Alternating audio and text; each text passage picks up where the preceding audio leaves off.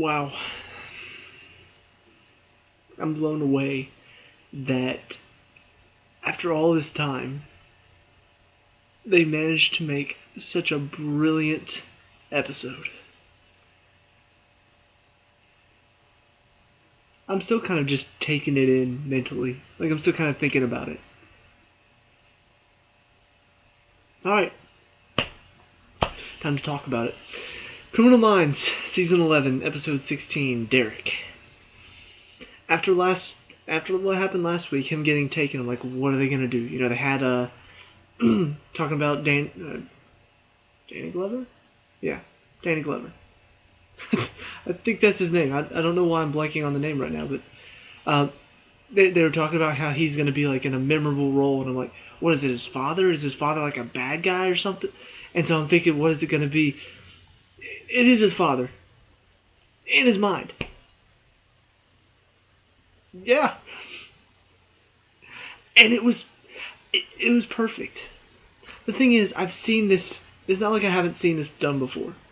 I've seen it done before, but because it's Derek Morgan, because of his father's story, because of everything he's been through, this was perfect. I mean, you could not have picked a better character to do this story for. Wow. I mean, just the thing is, most of the action happens in like the first 20 minutes. You have, they're torturing him.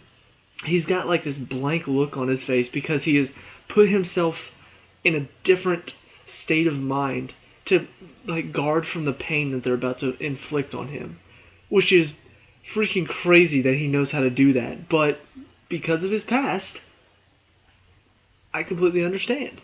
And they even talk about it later. His father in his mind is talking about how he built this place in his mind back when he was 15, when that guy was doing all the things to him. He built that place, the one place that guy could never reach.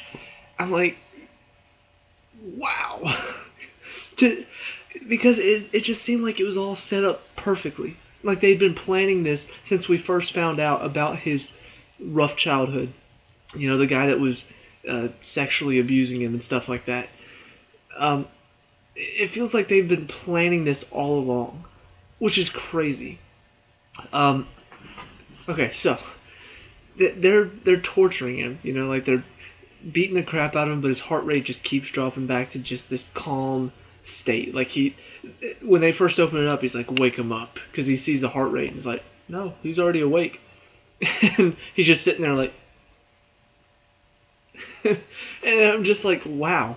And so they start beating him, and his heart rate just keeps dropping back to normal because, first he's actually like, he's having an image of going home, and I'll get to this in a second, but he comes home, his two kids run out, "Daddy, Daddy." He's like, "Hey, Daddy's home," and then there comes Savannah. She's like, "I've made dinner. You're late," and he's talking to her and just talks about, "I never got to tell you how much I love you and I appreciate you." And all of a sudden, Danny Glover's sitting right there, and he's just like, I can't remember what he says, but he's just sitting there like, "What's up?"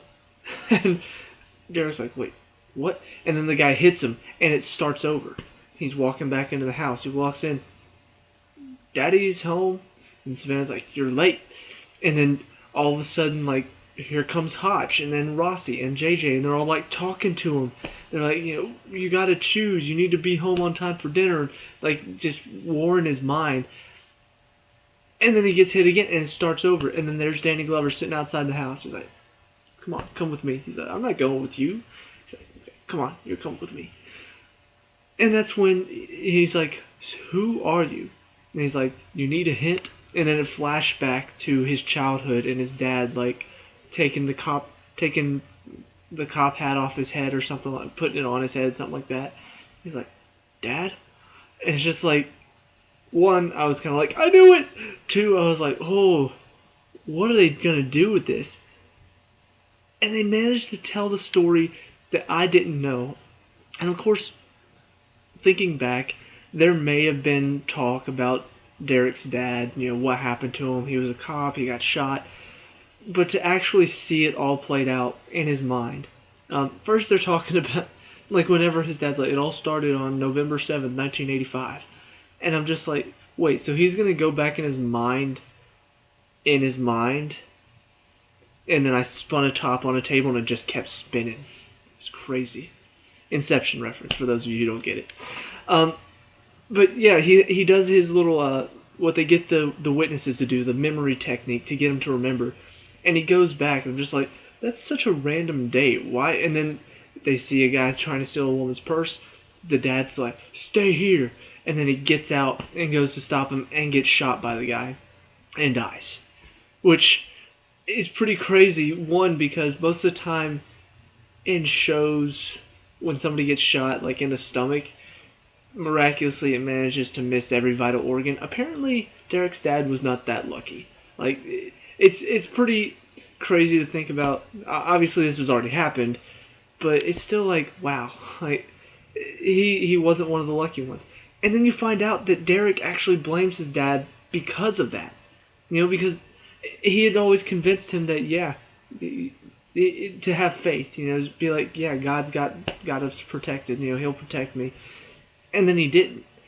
And it's kind of been a running thing with Derek, his questioning of faith. Not every time, but most of the time whenever they have some sort of religious aspect to a case, Derek always has kind of a bit of wrestling going on inside himself. Is any of this real? He grew up in it, but now he's questioning it because of what he sees on a daily basis, because of, he doesn't see God working in his life and any of these families' lives who lose people. And it all stemmed from this moment, because his dad had done so well. He had done so well to kind of raise him in like a mindset of God will protect us. And so when he lost him, that's when the faith really started to crack. And then, of course, everything that happened with the guy that abused him made it even worse. But, I mean, yeah, that's where it all started. So we get to see that.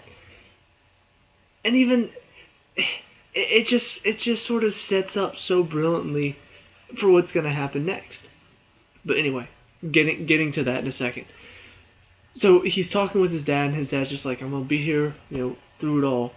And talking to him and helping him through the pain, and then the guy like starts burning his chest. I'm just like, oh my god, like this is awful. And then Derek's like freaking out, and it's very emotional because you hardly see Derek become emotional. He's either sarcastic or he's a badass. You never see him really break down. The couple times that he does, it's a very emotional scene. This is one of those emotional scenes because he's like breaking down as this thing is burning his chest. And he's like, Pop, I need you. And I'm just like, I can't watch this. This is so hard to watch. And then his dad's just like, I'm going to be here because you're going to tough this out. Because eventually this guy's going to make a mistake. And so he survives it. He pushes through it, and then his heart rate drops back down to normal. And the guys that are torturing him are like, what the heck is this? And so the main guy's just like, unclothe him. I want all of his clothes off. So they take the chains off of him that he's like chained to this really weird contraption. I don't even know what it was, but it was pretty high-tech, like, contraption to hold him down. But they unchain him from it, and his dad's just like, wait for it. Wait for it. Now. And he just goes full beast mode. He takes the gun off the guy, shoots them, stabs one guy, runs away while the other guys are shooting at him, goes into the bathroom, jumps out the window while they're shooting into the bathroom. They open it, he's not there, bam, bam, from behind, and they're both dead. I'm just like, Derek Morgan's a beast. He's been hit several times in the stomach, probably has some broken ribs. He got his chest burned, and he manages to take down 6 trained hitmen.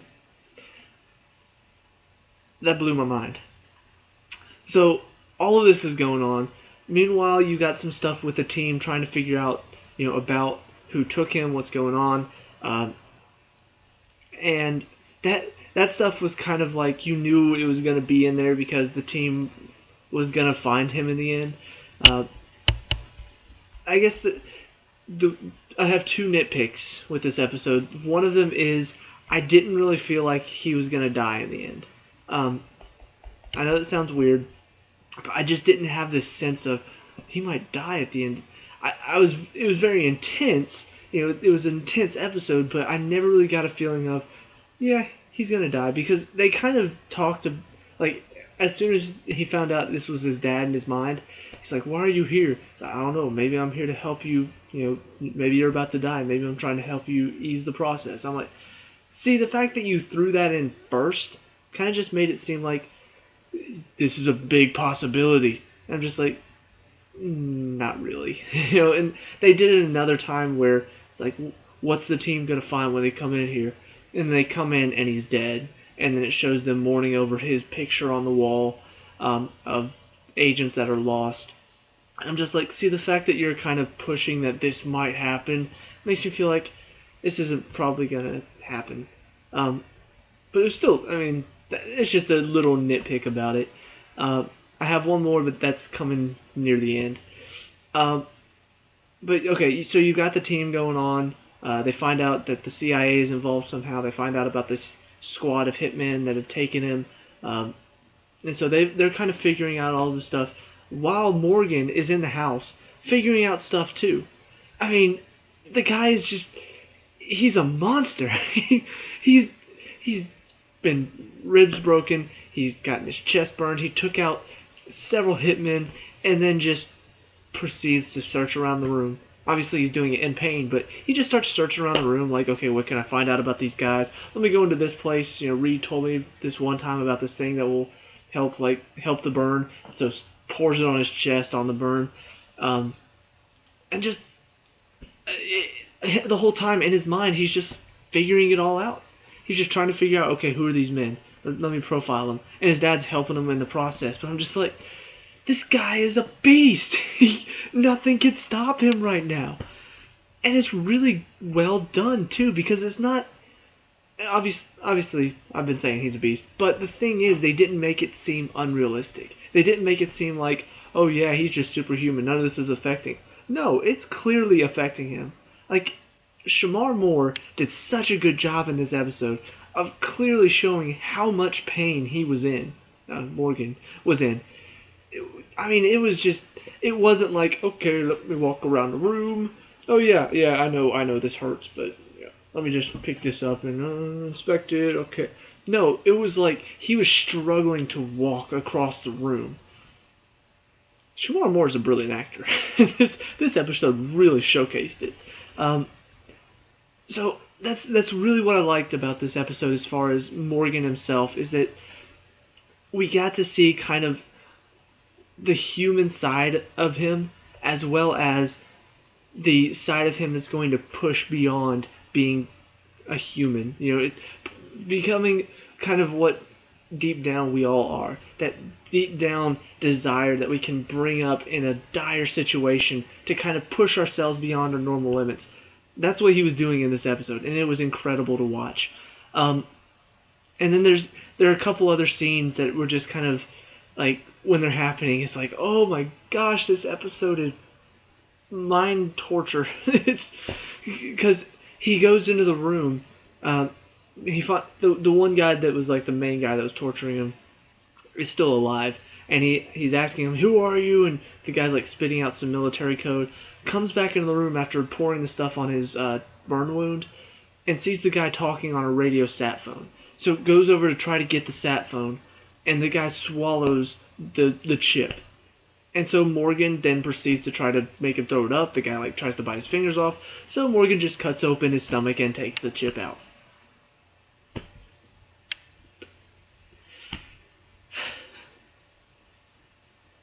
Ugh.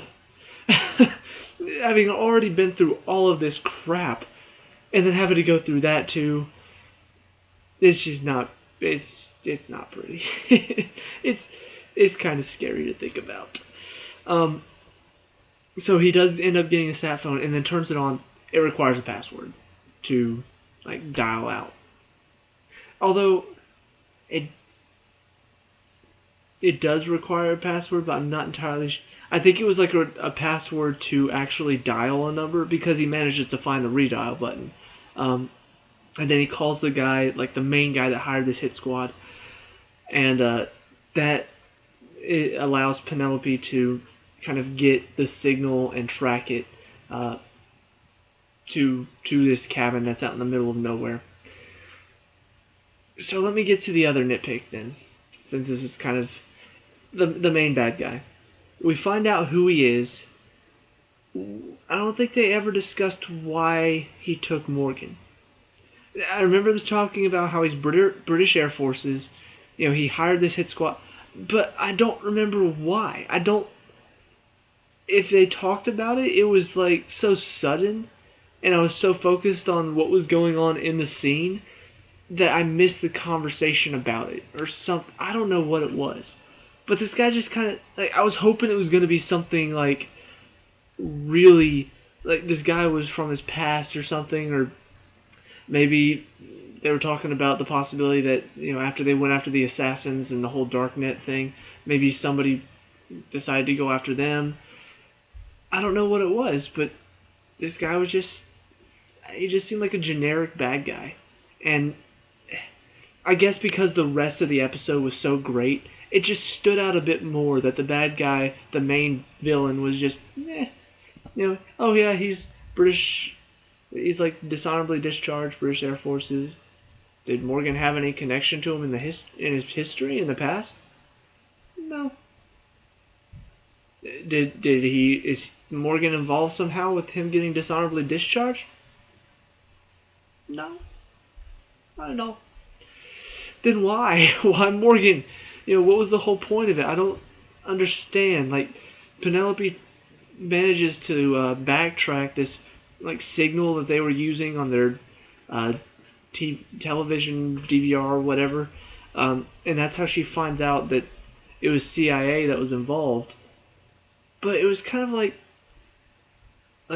so this was planned for a while, but why Morgan? Like, what was the whole point of this? I don't know. It's just it either wasn't explained well enough or wasn't explained at all because I didn't get it. Um, so just little nitpick as far as the villain. It it doesn't take away from the rest of this episode because that's not the point. The point was not about the villain and his reasoning and what he was trying to do with Morgan. But it still kind of does bug me just a little bit when I think about it. But let me get to the main point of this, which is, you know, Morgan is. I can't remember. This was before the bad guy came in. He's sitting there on the fireplace, like just slowly slipping in and out. And that's when he has that moment of, you know, his dad's like, what are they gonna find when they walk in here? And then he has the picture of them walking in, finding him dead. They're mourning over his picture on the wall. And then he comes back and his father's like, no, don't you do that. You're letting fear take hold. And he's just talking him through it. He's there to help him through it all. And then he brings up Savannah. And I'm just like, where's this going? And then it hits me as they're talking about it, that her phone conversation. Because he talks about, so what were you at the grocery store for? He's like, Savannah. And then he's talking about, you know, what were you getting groceries for? He's like, I don't know. She said she wanted to talk to me. He's like, was it bad or good? Oh, I think it was good. And I'm like, oh, I get it. She's pregnant. And then eventually he comes to the conclusion that she's pregnant. And as soon as they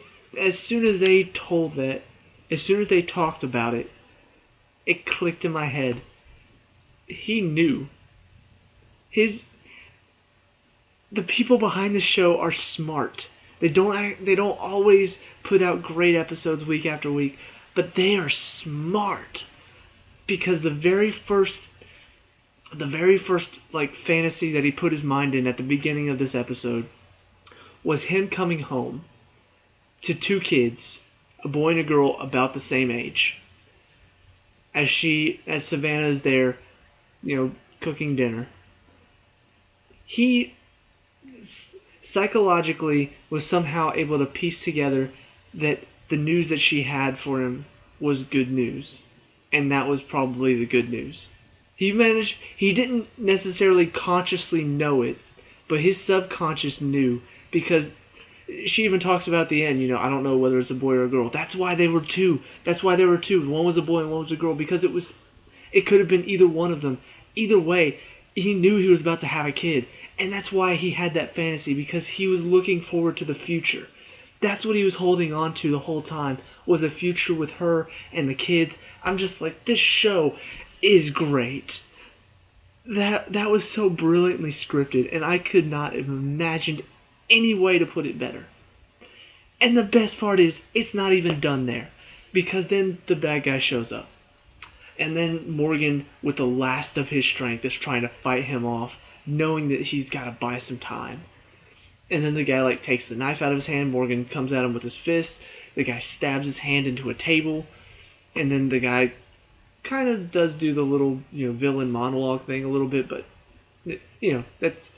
that's just kind of typical of bad guys in TV shows. So I'm not gonna really focus on that too much. But he's just like, all right, Morgan, it's time to die. And he's just like, not yet, not for me anyway. And he sees Reed coming around the corner. Reed takes the guy out, and then they get him onto the gurney, get him into the thing while he's sitting there and say, Pop, I'm scared. And once again, very emotional because it's freaking Derek Morgan getting this emotional. He's inside the van, the medic van, and they're doing the paddles on him, clear, and it flatlines, and it shows him with his dad. And here I'm just kind of like, I know what's gonna happen. They're gonna talk. They're gonna have a little talk together. I knew it was coming. I had no idea just how emotional it was gonna get, because they're sitting there talking about, he's like, I can't feel anything, Dad. I'm so scared. And he's just like, no, you're gonna be able to make it through this. You're strong enough. You are strong enough. That's why I took you through all of those moments. And I'm just like, what? He's like, that's why I took you through all of those moments, to show you that you are strong enough to fight through this. You're gonna go home and you're gonna be a father. And I'm just like, oh my gosh. And then it pulls him in, and I love you, son. And here's the thing about me. As far as father-son relationships go, I mean, I have a good relationship with my dad now, but I didn't always. There was a time when he and I just didn't get along, and it was rough. It was really rough, because I wanted to look to him to see the type of man that I should be, growing up. That's what I wanted. I wanted a father figure to look up to and be like, that's what I want to be like. And I didn't have that feeling. Looking at what he was doing, how he was treating me, how he was treating, my mom at the time. It was, things have gotten better now. It was divorce. It was kind of messy, but now I can look back and be like, all of that was hard. It was difficult to get through, but I see where it was leading me. I see where it was going. However, as far as father-son moments go, I'm still kind of weak to those. Finding Nemo, I cried at the end of it, and I probably still tear up a little bit. So this moment, I'm just bawling. Like, at that point, as soon as he pulled him in, it's like, I love you, son. I'm just like, stop it. I mean, it was waterworks. Such a good moment. And I started thinking back to the previews. It said Danny Glover in the role, in a memorable role or something like that, one of the most memorable roles ever. Absolutely, hands down, one of the best roles that Criminal Minds has ever had for any character. Because, God, it was brilliant. It was absolutely brilliant. And the waterworks didn't really stop there, because then after that, they have a moment where he wakes up in the hospital, Garcia's there, and Savannah's there, and then Garcia's just like, okay, I'm going to leave you guys alone, and he reveals he knows about the baby, and then has that moment, yeah, I know the voice crack, it has that moment where he repeats what he said in his fantasy to her. I never gotten to tell you how much I love you and how much I appreciate, and then asked her to marry him. She's just like, yes. I'm just like, stop it, stop. I can't keep crying like this. It was so good. There's only been like a couple episodes of Criminal Minds that have really. There's one that actually made me cry. A couple other than that one have made me tear up a bit. The one I'm talking about is like, I can't remember the exact story, but it was a father and a son again. But the father was committing all of these crimes, and I think it was it was a mental thing, like he didn't realize he was doing it or something like that, or he was getting really angry and couldn't help himself or something like that. And there was a scene at the end where he was talking to his son and telling him, look, Daddy's got to go right now. Sorry. And Hotch is right there trying to, about to take him in. And actually, I think he let him have this moment with his son to say goodbye. And Hotch obviously has his own son, which we haven't seen any of him recently. I'm kind of upset about that, but anyway, get to that in a second. But Hotch was watching this, and being a father himself, is actually crying too. And I'm just like, okay, now you got Hotch crying. This isn't right, man. I need a moment. Anyway, this is definitely the most I've ever really cried in an episode, because it was just really touching and really emotional and really hit home at times too. But they just orchestrated it so well. Aside from the villain, aside from the fact that maybe they pushed on, oh, he might die a little bit too much, this episode really was perfectly constructed and exactly what I wanted it to be. I know it sounds weird because predictability is not always a good thing, but it was not completely predictable. You maybe could have looked at it and said, well, they might do this and this, but you just don't understand how really well they orchestrate all the scenes until you watch it and you just experience it. It was really well done. And it doesn't, I don't know when the next episode is, because it doesn't sound like they have an episode next week. But, I mean, I'm okay with the fact that I might have to wait a little bit. It's one thing to end on like the mid-season finale for this season, where it was just some random case, and then at the very end they're like, oh, Garcia, we found the hitmen or the assassins or whatever. And it was like, really, we ended on that case? Like, it was just so boring. And then you have one little part at the end. It's like, oh no, assassins.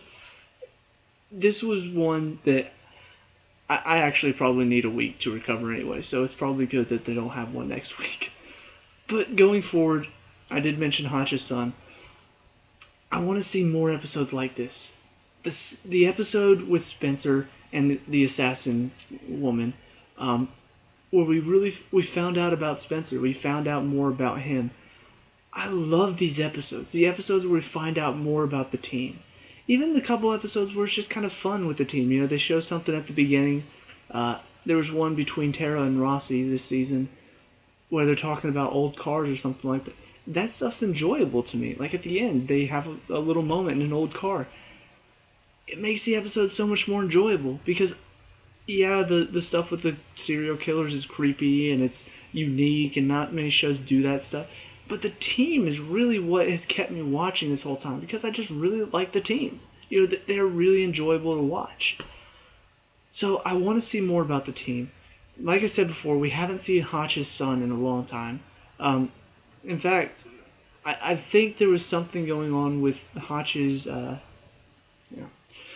the woman he was dating, for a little while. There's something that happened with them. I think she got a job somewhere, so she had to move away. Why not bring her back in for a little bit? Just, get involved with their personal lives some, because I don't really watch this show for the serial killers anymore. I really watch it for the team, which is funny to say because most shows I get really frustrated when they focus on like personal relationships and stuff like that. But this show and NCIS is another one. I really do get involved and invested in the team itself. So I would like to see more of that. But this episode, is is easily the best episode that they've had in the past 2 seasons, at least. I can't remember much about season 9, but it may be better than anything in season 9 as well. It was incredible. It was well written. It was well acted. It was all just really well done, and I'm so glad that it couldn't have come at a better time, really. So that's my opinion. Let me know down in the comments what you think of this episode. What are your opinions on it? What do you want to see in Criminal Minds' future for this season? And leave a like and subscribe for more Criminal Minds. I'll see you at the next review. Peace out.